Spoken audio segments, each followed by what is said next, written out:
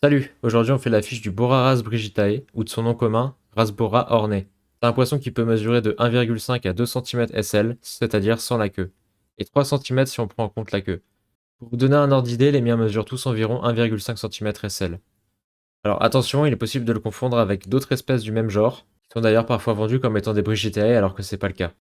Mais Boraras brigitae est de loin le plus rouge du lot. Il possède une ligne noire ininterrompue, et même si chez certains individus elle est brisée, la quasi-totalité de la population a une ligne noire ininterrompue.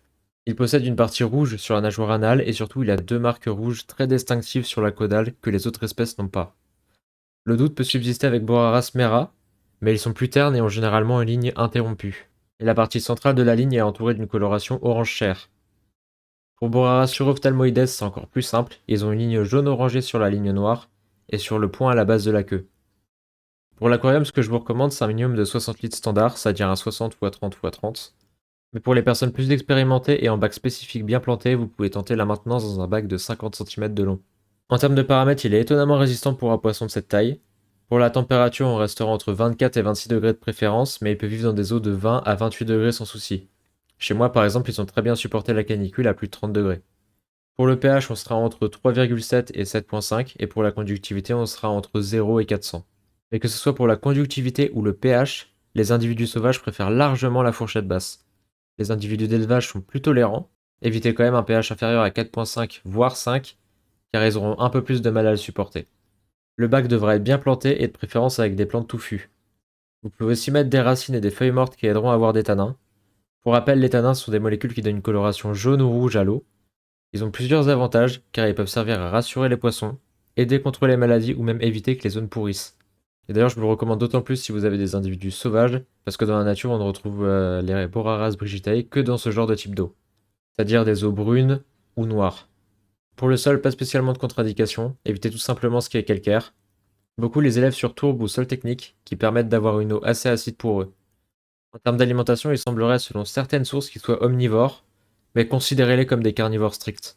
L'apport végétal, s'il y en a besoin, se fera via les micro-algues présentes dans le bac. Donc le mieux c'est Daphne ou autre nourriture vivante, mais ils acceptent généralement les granulés. Je vous recommande le Tropical Pro Défense et les granulés de la marque Bassler. Ce sont des poissons très grégaires qui restent presque constamment ensemble, bien que parfois certains individus s'éloignent. On les maintiendra donc par au moins 8 à 10 individus. En termes de cohabitation, évitez les poissons trop gros. Sinon, ils cohabitent très bien avec tout ce qui est crevettes naines, petits labyrinthidés comme les gouramis grogneurs nains, des bêta rubra ou même des paros romenus. On peut aussi les mettre avec d'autres poissons de banc de la même taille, des petits corridoras, des autosyncluses, des pangios, etc. Pour différencier un mâle d'une femelle, ça peut être assez laborieux. Comme tous les poissons de banc, les femelles ont tendance à être légèrement plus grandes et à avoir un ventre plus rond. Mais chez cette espèce, le plus simple c'est de se fier à la couleur. Les plus ternes sont généralement des femelles et les mâles dominants sont bien rouges. Pour la reproduction, encore une fois, on reste sur du grand classique pour un poisson de banc. Ils pondent sporadiquement quelques œufs par-ci par-là et ils peuvent les manger.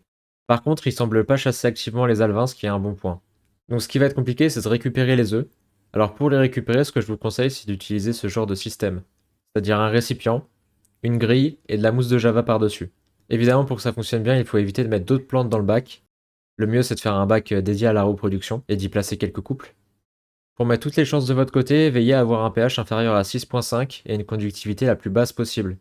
Les œufs mettent généralement à peine 2 jours à éclore et il faudra commencer à les nourrir avec des paramécies ou autres petites nourritures au bout de 24 heures. C'est seulement après un peu plus d'une semaine que les petits pourront se nourrir de Noplidartemia. Dans la nature, malgré que ce soit une espèce avec une large aire de répartition qui comprend tout le sud de Bornéo et qu'il y ait même des rumeurs comme quoi il serait présent aussi plus loin dans le nord, proche de la rivière Baram, ils sont aujourd'hui menacés par la destruction de leur habitat, principalement pour faire des cultures d'huile de palme. Et dans une moindre mesure, ils peuvent aussi être fragilisés par la pêche pour le commerce aquariophile. Il y aurait aujourd'hui, selon les estimations, entre 10 000 et 100 000 adultes dans la nature, mais la population est en décroissance. Il vit dans les biotopes d'eau noire ou brune chargée en tanins, que ce soit des rivières lentes ou des marais, où la conductivité est généralement presque nulle et le pH peut être inférieur à 4. Dans la nature, il vit en compagnie de diverses espèces, par exemple son frère le Boraras mera, mais aussi plein d'autres. En fait, au vu de son abondance, il doit vivre avec presque tous les poissons qui vivent en eau noire ou brune dans son aire de répartition. Voilà. Sur ce, c'est la fin de la vidéo. Abonnez-vous, likez et à plus.